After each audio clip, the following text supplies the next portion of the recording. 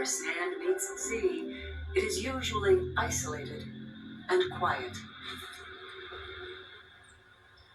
Inland, the forests are draped in Spanish moss. The island is dotted with marshes, rivers, canals, and ponds. There is a maze of tidal creeks cutting through the tall grasses, and if you wander off the beaten path, it is easy to get lost.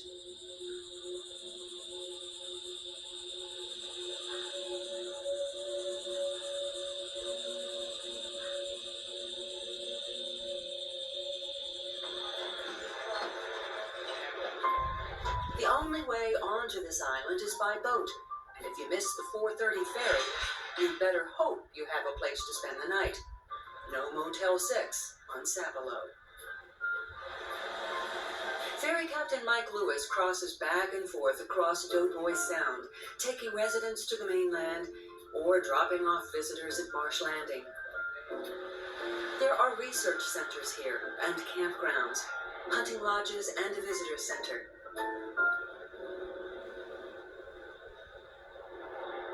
But at the end of the day, few people can call Sapelo home. Lewis is one of them, and lives in the only true neighborhood on the island, Hog Hammock. Come on. Come on. Come on, babies. Come on. Come on, Smokey.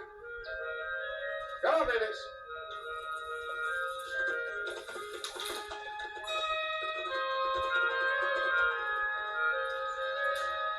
Come on, Peanut.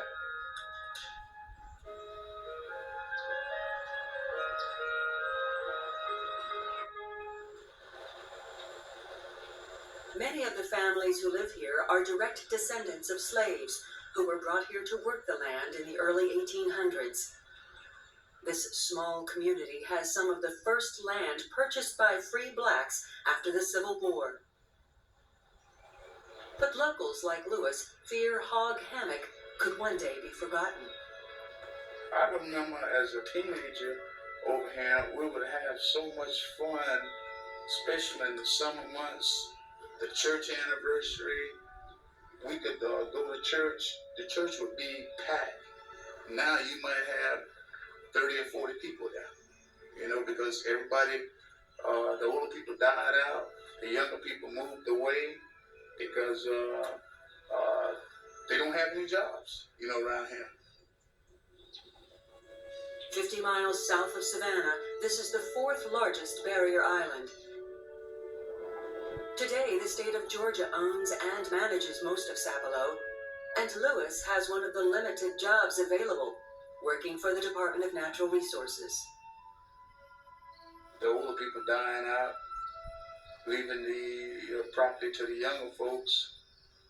They don't care, they have no intentions of coming back here, so they sell it out, and what can you do? Time brings on changes.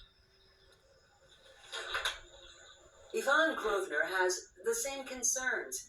She learned the African custom of weaving grass baskets and has passed it on to the young people in hopes that custom will survive. Both of my kids, when they was in high school, and they wanted a pair of shoes for $75, $80, they had to make a basket, sell it, and buy it. It is a lot of work in making a basket now. Because first thing, you have to go out and cut the grass, and rattlesnakes love powder. So you have to beat the bush, run the rattlesnake, cut the grass. Yep. Grosvenor works as a tour guide on the island, but these baskets date back to the days her husband's ancestors worked in the fields as slaves. Just see how I take this. You open this in the middle, and you slide it in.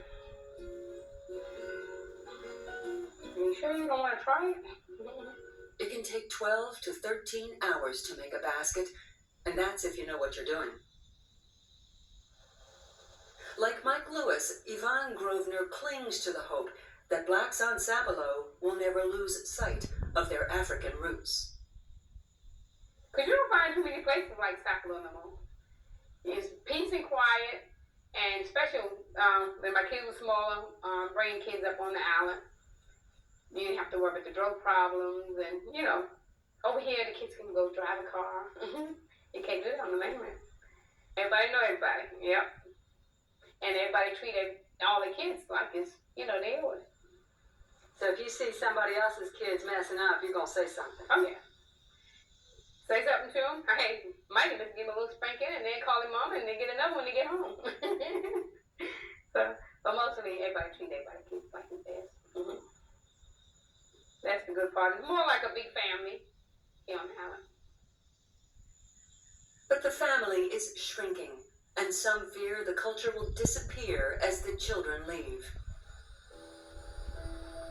Sapelo has already been through many changes. People have lived on this island for more than 4,000 years.